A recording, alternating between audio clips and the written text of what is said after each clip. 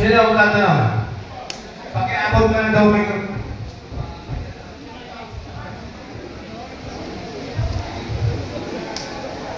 ayun na. Okay, ano pa ito na? Ha? Oh, nakuha naman eh. Yung kanya ko sa niya ay nakasala sa hospital. Ngayon yung hospital, kaya sila nagpapayaran at kung manili, mayroong interes. Ang tanong, paano ang gagawin ni Mr. Pamuka? Ganito po yan. Malinaw yung paniwala ko kanina na lahat ng titulo wala na pong silbi. Wala na pong silbi ang titulo kasi no record na. Kaya yung hospital ay wala na siyang mapapala. May hawak sa titulo. Wala namang record sa register of deeds. Walang record sa LRA. Ano pa gagawin niya sa titulo? Di wala na. No record po eh. Wala silbi na hawak-hawak ng titulo. Sirman, ang problema ngayon dito, kasi sinisigit sila ngayon ng hospital kung hindi niya kumabaya. At hindi sila sino ang dapat nakatulong? Okay, ganito po yan. Hindi sila po pwedeng paalisin. Kasi wala na nga pong silbi. Yung titulong hawak-hawak. Bakit walang silbi? Magkakaroon na silbi o pakinabang ang titulo pag pinerify mo sa register of deeds at nagbigay na certified true copy, ibig sabihin, legit. Eh walang makuwi. Eh kaya ng silbi yun, huwag siyang maalis. Inabutan ng indulto. Kaya, pasensya yung hospital. Inabutan ng indulto sa kanya ng titulo. Wala nang silbi. Ngayon, siya yung nandoon sa nakaprison o siya yung lumalabas sa caretaker. Yung biharo ng titulo, wala na pong pakinabang yung titulo na yan. Wala. Kung sino nakaposisyon, yun ang may pakinabang. Hindi na po natin pinag-uusapan ang titulo. Kasi alam na nga po silbi yan. Makakasuwang kapag yan. Anong kaso? Gawang rekto. Kasi nga, hindi naka-record eh. Walang record sa register of deeds eh. O yan, yan po ang sagot. Ano ba yung tanong? Gusto ko lang po namin ang problema. Kasi case po, sa isang tao na nakasanda sa lote o parang lupa sa bangko, in verbal na naintindihan ng kontrata doon sa payment. Paano kung hindi makapagbayad yung natanda at inititi ng bangko na kaya sinasabi na dati na ang pinasasanda ay wala na silbi. So, ano po ang mangyayari po doon? Hindi niya pwedeng ilitin yan. Sa panahon natin ngayon, hindi pwedeng i-foreclose ng bangko. Bakit? Kung ang pagbabasihan ng bangko, yung titulo, wala na ang record eh. Yung nga po tayo sa noon, wala pong record. But, dun po sa sinasabi ko ng batas, na may kasilatan yung may-ari at yung bangko. Kayo siguro, pwedeng pag-usapan, bayaran ng utang, kasi nagamit naman ng pera, pero ipo-foreclose, wala pa rin ipo-foreclose. Kasi no record. Yung malimbawa sa katulad ko po, Okay. tayo po ng nasa subdivision. Okay. Every year, nagbabayad po ako ng aniyan. So, may kataysayan pa ba kababayad ko ng aniyan? Sabi ng po, hindi na dapat.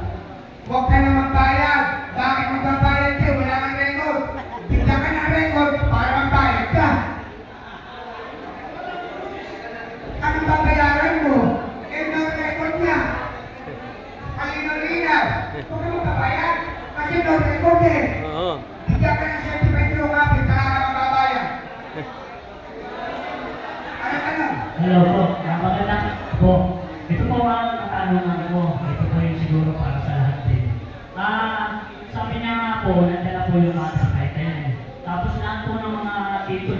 ay wala na ng visa. Oo. Ngayon po, ang gusto ko pong linawin, sabi nga po ay kung gusto mo yung kung hindi na natira doon sa property na tinitirahan mo, ay bali yung lupa, bakit naman yung pag-aari mo. Tapos kay Madam Lydia, yun lupa. Oo. Eh sabi po ninyo ay bali 5% ang ibibigay sa caretaker. Ang tanong ko po, dahil tayo mo ay nandito tayo mga member, hindi pa po ba pwede ipagkaloob lang yung Madam Lydia doon sa mga yung mga lupa na yun po yung mga katanungan para po sa kalahatan.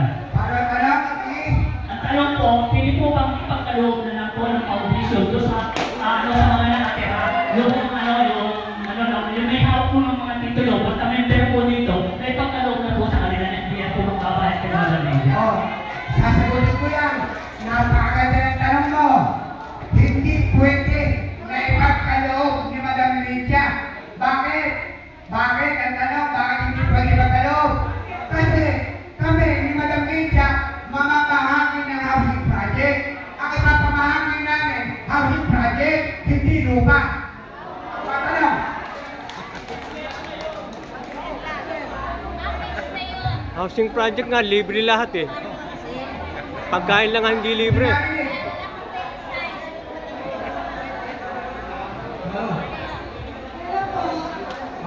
Malinaw po, malinaw. Ulitin nyo, hindi mamamahagi ni Madam Lydia ang lupa dahil kami ni Madam Lydia ang ito na katotohanan, Mother of Foundation, Yas Visayas International ay mamamahagi ng libreng pabahay. Pero hindi mamamahagi ng lupa. Libreng pabahay ang ipamamahagi, hindi lupa ang ipapamahagi. Malinaw. May tanong lang po. 10 years kami nangungupahan sa turbina. Ngayon, ang kapitan naman, binuto namin, tapos pagdating na basura, pinatayo namin ang bahay. Natatayo na namin ang bahay. Pag-eleksyon, ay tinanado yung kapitan, pagkanalas na iba po. Pinalayas na sila. Kasi nato na ang kapitan. Ang tanong, kailan po nangyari ng bagay na yan? 2000 po. 2020 po. 2020. 2020. Yun po. Katagal na pa rin. Ibig sabihin, hindi pa natin sakot ng bagay na yan. Kasi nagsimula lang April 15, 2024. Yan pa lang nagkabisa ang pagiging sole owner ni Madam Lydia Estela ng mother title o City Tintas Piruandasco. April 15, 2024. Sir, ang tanong na namin naman sa dating kapitan po, ang gusto rin mangyari, pinagpunan niyo yung makatayo kayo ng bahay. Tapos, na napunan yung bahay, diniskusan na namin, nakutan kami sa mga libre. O sa kanan pinalis, ang gusto rin mangyari ng family, kasi sa mga pinagagawin sa family. Pinalis kami namin. Marami kami po, pero namin po yan, kung may nagpapalili, sa kabina, pinagbagan ng basura. Sa madaling salita, wala na po kayo. Wala na po kayo. Wala ako may ganyan dito kasi nag-iusap kami na apat ang talents ko. Sumit ako sa factory na sinundo sa doon sa napunta sa kiko na tinugan ng bahay. Ano ginawa po doon sa pinag-alisan niyo ng lupa, ano bahay? Ano ginawa? Inaalis kami lahat ng mga pinagkuhan ng mga Tapos, talents ko. nung wala na kayo, ano nangyari sa lupa? Ayun po, ang nangyari sa lupa, pinakayuhan nila ng mga apartment, pinagsalitahan. Ayaw kami lang sa akin, sir. Sa totoo na kami laban. Kasi kayo na kami. Eh, wala kaya talaga yung kapitan. Ay wala na kami. Napatako yung kapitan ko. Sayang ka na. Pinagyan ko namin po. Hindi po ba kayo nagsumbong sa halimbawa sa... Wala kami sa magawa kasi ang sabi naman, government property po. Nagpata na ito ng basura. Kasi, ganito po yan. Ngayon lang po kasi tayo nagkako sa Turbina, nagkaingat din naman si Madam Lydia Lumutang. Noong mga nakakarang panahon, harap po tayo karapatan na magsalita. Maliban ngayon, may karapatan tayo. Kaya sa bagay na yan, wala kami magagawa ng Madam Lydia.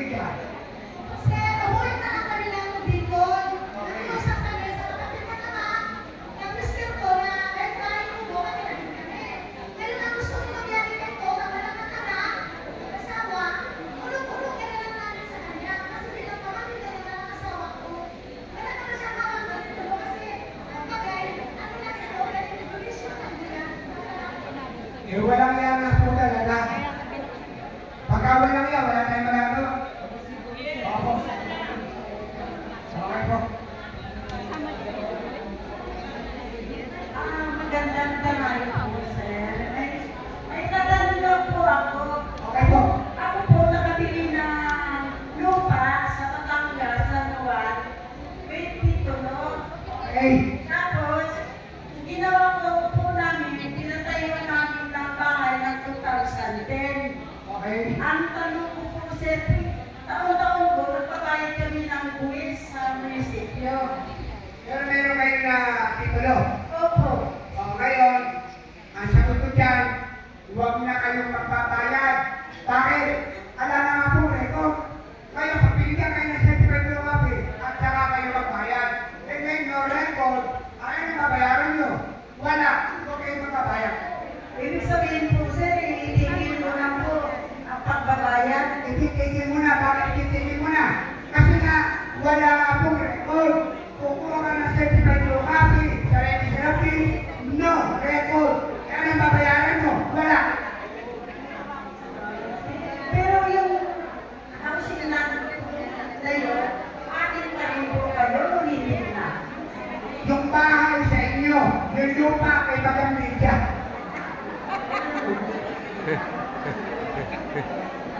Okay po. Pero, isa na lang po, alam mo po ang dapat gawin. Ano dapat gawin? Para magkaroon ng titulo, magbabayad po kayo kay Bagang Media Esquera para mabigyan kayo ng atin. Ganun po yan. Ngayon, magbabayad kayo kung magkano per square meter, yun ang babayaran nyo. Pwede naman. Ngayon, tototan ninyo po yan kung magkano total, kukunin nyo yung 5% ng total amount. Yung matitira, yun ang ibabayad nyo kay Madam Media. Ayun. Ang ganun po yun. Bali, 1,003 o 5 yung amin yung doon. Tapos, may paano yung po, sir? Parang lamo na po eh. Parang tinatanong na po ni President Marcos na magiging amin na. Okay. Si President Marcos, President Bongbong Marcos, magbabayad din siya ng lote kay Madam Media. Wala siyang karapatang mamigay ng lupa dahil lumabas na, lumutang na ang sole owner ng Mother Title o Tita Sirwan Lasco. Walang karapatan si Bongbong Marcos na mamahagi ng lupa. Wala. Mismo si President Bongbong Marcos, magbabayad din siya ng lupa kay Madam Media. Thank you po, sir. Okay po, okay po. Chairman, may nagtatanong, hindi mo natin. Kay Madam Elias Gira na ang life ba? Ano? Kumabahay ba na sila? Magbabayad po, sabi ko nga, lahat, maliit na lote, malaking lote, kahit ilang iskalimeter yan, libong ekaraman yan, isa lang ang babayaran nyo. Madam Media Esquera, para magkaroon kayo ng titulo. Okay, yung tanong mo, andun sa lagot na. Magbabayad kayo kayo sa Siguro. Parang salamat. Ano niya? Malina po yun ha, si Madam Media, hindi namimigay ng lupa. Ang ipamamahagi ni Madam Media, house and lot, housing project. Pero lupa, pag lupa lang, wala ipamamahagi, wala. Kasama na lupa nun, pag nagbigay. Opo. Oh, libre pa, libre. Libre na yun. Oh, kumpleto. Opo. Mga gamit. Kumpleto ang bahay, kumpleto ang laman. Wifi. Gasol. Original. Kahit sa mga Hindi naman yan ang bigay lupa kung walang bahay. Oh, kaya pag lumipat ka, hindi dali mo yung damit mo na lang. Yan po ang mga suggestion. siguro meron. Kasi bayad niya eh. Opo. O bayad na. Abutan man tayo tanghali. Kasi nasa sa inyo ngayon, magbibigay na mo. Diyan ang Nagbayad na kayo ng maliliit. May titulo na kayo eh. Thank you. Opo. Bakit Alam.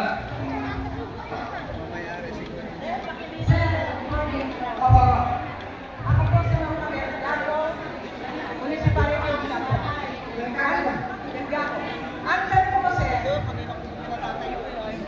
may gusto ako may mga titulo. Ngayon, sa maganda na ako, ayaw na akong mapagumawin ng mga anak ko, ibigay ko sa mga kauman. Ang problema, ayaw na sa akin ibalik, ayaw mo na akong silan.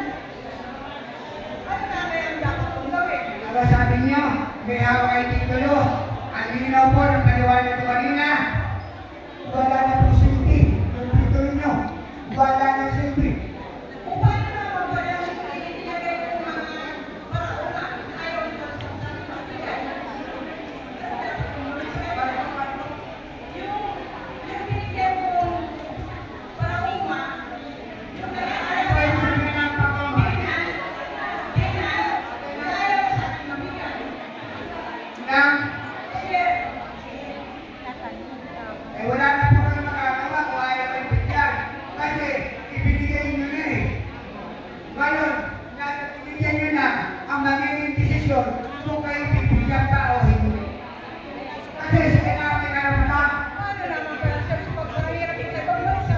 Wala ko na pagbibigan mo pa. wala po magagawa. Kasalanan niyo yan. Binigay niyo eh. Ang maganda ng subvention ganito, ang ibang lupa, ibigay gimawidya, gawain natin sa pagkaya ng mga business. May paalagaan sa amin. Business. Ano po? Business. Oo. Para sa mga, ano ba sila? Para sa mga, Kung uulitin ko, yung hawak ng titulo, wala ng visa. Kung sino man yung nakapulis doon, sa titulo niyo, sila ang may karapatan. Wala ko siya sa karapatan. Bakit? Alam ng visa. Ano? Sino pa magtatanong? Sino nila? Wala. Chairman, may katanungan pa. Ayan, good morning po sa lahat from Masbali Chapter. Ang tanong ko po, kung ako ang may-ari ng lupa, ganito, sa akin may titulo ako. After April 15, wala na yun. Wala na akong pag-aari. Nakay madam na po. Kung gusto kong kunin yung lupa, bibili ko po sa kanya.